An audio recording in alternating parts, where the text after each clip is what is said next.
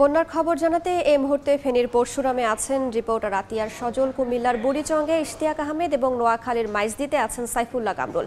সরাসরি শুরুতেই যাচ্ছি ইশতিয়াকের কাছে। ওই পারে রয়েছে ভারত এবং আমি রয়েছি বাংলাদেশের অংশে, যদিও নো ম্যানস ল্যান্ড। এবং এই যে মুহুরী নদীর পানি বৃদ্ধি পেয়েই মূলত কিন্তু এই বাঁধ ভেঙে মুহুরী নদীর যে দুতীরে 122 কিলোমিটার বন্যা নিয়ন্ত্রণ বাঁধ রয়েছে তার একাধিক স্থানে ভেঙে কিন্তু বন্যার সৃষ্টি হয়েছে।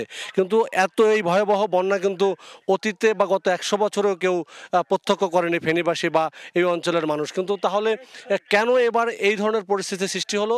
দেখতে পাচ্ছেন এখন কিন্তু মুহুরী নদীর পানি একদম তলানিতে, বিপদসীমার অনেক নিচে, চর মানে পাড়টা দেখা যাচ্ছে। তাহলে এখনও কিন্তু ফেনীর যে কুমিল্লার আমরা যে বিশেষ করে দাগনমহিয়া, সোনাগাজী, লক্ষ্মীপুর, নোয়াখালী এসব অঞ্চলে কিন্তু পানি এখনও রয়েছে। তার মানে হচ্ছে ওই সব অঞ্চলে জলবদ্ধতা মানে পানি নেমে যাওয়ার মতো যথেষ্ট স্থান নেই। আর পানির স্তরটা যদি আপনাকে দেখাই, দেখেন যে পানি এখানে কতটুকু উচ্চতা উঠেছিল। নদীর পাড়ের যে গাছ রয়েছে সেই আমার পাশে গাছের উপরেও কিন্তু যে পানি যাচ্ছে প্রবাহিত হয়েছিল সেই চিহ্ন কিন্তু এখনও ভয়াবহতার চিহ্ন কিন্তু এখনও দেখা যাচ্ছে।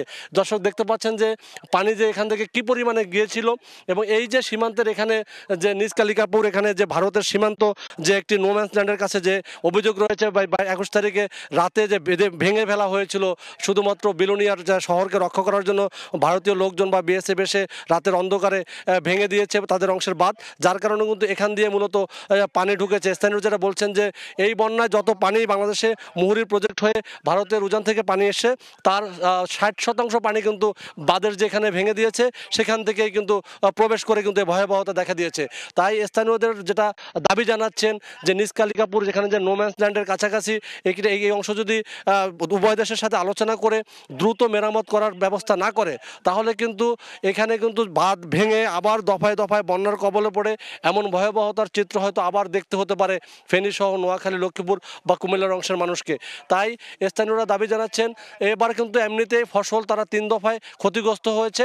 এই অঞ্চলের যে জমিগুলো রয়েছে এখন কিন্তু এখানে বীজ ফেলে সেই বীজ দিয়ে ধানের চারা করে কিন্তু সেই সময়টি এখন নেই। তারা যেটা দাবি জানিয়েছেন সারা বাংলাদেশের ত্রাণের পাশাপাশি যেখানে উদ্বৃত্ত ধানের চারা রয়েছে সে সকল উদ্বৃত্ত ধানের চারা এনে যদি এ সকল এই অঞ্চলের মানুষের কৃষকের হাতে না দেওয়া যায় তাহলে কিন্তু এখন কমপক্ষে প্রায় 350 হেক্টরের মতো জমি, 3,500 হেক্টরের মতো জমি বা প্রায় 40,000 হেক্টরের মতো জমি কিন্তু অনাবাদি থেকে যাবে, যা এই অঞ্চলের খাদ্যের উৎপাদনে কিন্তু ব্যাপক প্রভাব পড়বে। তাই তারা দাবি জানিয়েছেন অন্তত ত্রাণের পাশাপাশি বাংলাদেশের বিভিন্ন জায়গা থেকে যেন ধানের চারা এনে কৃষকদের হাতে তুলে দেওয়া হয়, তাহলে কিন্তু তারা অন্তত এই অঞ্চলের যে বৃহৎ একটি অংশ বা অনাবাদি থেকে যাওয়ার যে সংখ্যা তৈরি হয়েছে তা কিছুটা হলে পুষিয়ে নিয়ে অন্তত খাদ্যের যে ঘাটতিটা তারা পূরণ করতে পারবে ভবিষ্যতে। না হলে এই অঞ্চলের খাদ্য বা যে একটি সংকট তা কিন্তু দেখা দিবে। সব মিলে কিন্তু আমরা বলতে পারি যে মুহুরী নদীর এখনও কিন্তু এই 3 দফায় গত 1 জুলাই থেকে একদম শেষ দফা পর্যন্ত অন্তত কিন্তু একদম এবার পর্যন্ত 50টির অধিক স্থানে ছোট বড় ভাঙন রয়েছে। এই সকল বন্যা নিয়ন্ত্রণ বাঁধের একাধিক স্থানে যদি ভাঙন না মেরামত করা হয় দ্রুত তাহলে কিন্তু ভাঙা অংশ দিয়ে ভারতের অংশে যদি যখন পানি বৃদ্ধি পাবে তখন কিন্তু পানি ঢুকে এইসব ভাঙা অংশ দিয়ে লোকালয়ে পানি প্রবেশ করে দফায় দফায় কিন্তু বন্যার কবলে পড়তে হবে এবং আরও ভয়াবহতার হয়তো সম্মুখীন হতে পারে।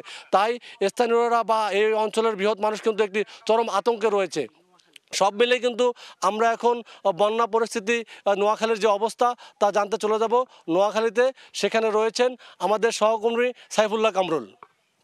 ভয়াবহ বন্যা নোয়াখালী জেলার 8টি উপজেলায় এখনো বন্যা পরিস্থিতি অপরিবর্তিত রয়েছে। আজ সকাল থেকে প্রচন্ড রোদ রয়েছে কিন্তু পানি কমছে না, যার কারণে আশ্রয় কেন্দ্রগুলো থেকে এখনো মানুষ বাড়ি ফেরার কোনো ব্যবস্থা নেই।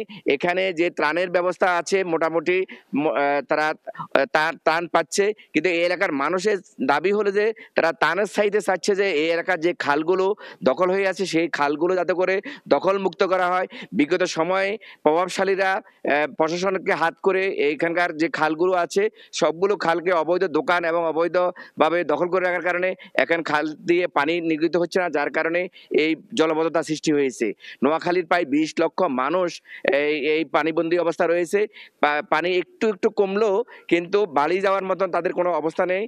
এর ইতিমধ্যে অনেকগুলো মানুষ বিভিন্ন পানিবাহী রোগে আক্রান্ত হয়েছে। বিভিন্ন সংগঠন থেকে পর্যাপ্ত ত্রাণের ব্যবস্থা করা হয়েছে।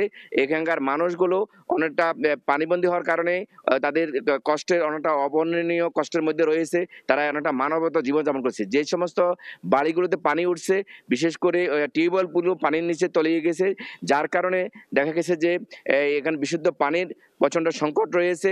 যে ঘরগুলো আছে, ঘরের ভিটেগুলো মাটি হওয়ার কারণে গত ৬ দিন পানি থাকার কারণে ভিটেগুলো অনেকটা মাটি সরে যাওয়াতে অনেকগুলো ঘর পড়ে যাওয়ার মতো হয়েছে। এই এলাকার মানুষ বন্যা পরবর্তী অবস্থা রয়েছে। এই ছিল নোয়াখালী থেকে আমার কাছে সর্বশেষ অবস্থা। আমরা এখন কুমিল্লার বন্যা পরিস্থিতি জানার জন্য সেখানে যাচ্ছি আমাদের প্রতিনিধি ইশতিয়াক আহমেদের কাছে। দাঁড়িয়ে আছি কুমিল্লার যে বুড়িচং উপজেলা ১৬ নং ইউনিয়নের যে বুরবুরিয়া বাঁধটি যেখান দিয়ে বাঁধ ভেঙেছে সেই জায়গাটি আমরা দাঁড়িয়ে রয়েছি। এবং আমি একটু প্রথমে দেখানোর চেষ্টা করি যে এখানকার যে যে জায়গা দিয়ে অর্থাৎ যে বাঁধ দিয়ে গোমতী নদীর ফাটল ধরে সেটা কিন্তু একটা ভয়ঙ্কর রূপ ধারণ করেছে। আমি যদি দেখাতে চাই প্রায় ৩০০ মিটারের মতো এখান দিয়ে বাঁধ ভেঙে কিন্তু বুড়িচং উপজেলা দিয়ে পানি অনবরত ঢুকছে। এখনো কিন্তু পানি এখান দিয়ে কিন্তু বুড়িচং এর দিকে বিভিন্ন গ্রাম প্লাবিত করছে। আমি যদি জানিয়ে রাখতে চাই কুমিল্লা আজ পর্যন্ত আমি জানতে পেরেছি ১২৬টি ইউনিয়ন পুরো জেলা জুড়ে কিন্তু প্লাবিত হয়েছে। তার পাশাপাশি যে ফেনী বন্যার প্রভাব, সেই বন্যার প্রভাবে কিন্তু চৌদ্দগ্রাম, নাঙ্গলকোট, মনোহরগঞ্জ সহ পুরো জেলা জুড়ে এবং গোমতী নদীর বাঁধ ভাঙার ফলে পুরো জেলা জুড়ে প্রায় ১২৬টি ইউনিয়ন প্লাবিত হয়েছে। এবং আমরা জানতে পেরেছি প্রায় ১২ লক্ষাধিক মানুষ এই মুহূর্তে পানিবন্দী অবস্থায় রয়েছে। এবং আমরা কথা বলেছিলাম কৃষি সম্প্রসারণ অধিদপ্তরের সাথে, তিনি আমাদেরকে জানিয়েছেন কুমিল্লায় প্রায় জেলা জুড়ে ৬৫,০০০ হেক্টর ফসলি জমি ইতিমধ্যে প্লাবিত হয়েছে এবং সেইটা কিন্তু ৮৫০ কোটি টাকার মতো ক্ষয়ক্ষতি হয়েছে বলে আমরা জানতে পেরেছি। এবং সেই ক্ষয়ক্ষতির পরিমাণ আরো বাড়তে পারে বলে আমরা জানতে পেরেছি। তার পাশাপাশি যে মৎস্য অধিদপ্তর থেকে আমরা জানিয়েছে প্রায় ৩০৯ কোটি টাকা ক্ষয়ক্ষতি হয়েছে এবং বিশেষ করে যে গবাদি পশু সেখানেও প্রায় ৪০০ কোটির মতো ক্ষয়ক্ষতি হয়েছে বলে আমরা জানতে পেরেছি। সবকিছু মিলে বলতে গেলে যে কুমিল্লায় বন্যার কবলিত এলাকায় কিন্তু প্রচুর পরিমাণ ক্ষয়ক্ষতি হয়েছে। এখনো কিন্তু পানি ঢুকছে, এখনো কিন্তু অনেক মানুষ পানির নিচে তলিয়ে রয়েছে, অনেক ঘরবাড়ি কিন্তু পানির নিচে তলিয়ে রয়েছে। তো এই ছিল আমার কাছে সর্বশেষ কুমিল্লার বন্যার পরিস্থিতি নিয়ে। সরাসরি যুক্ত ছিলাম কুমিল্লা, নোয়াখালী ও ফেনীতে।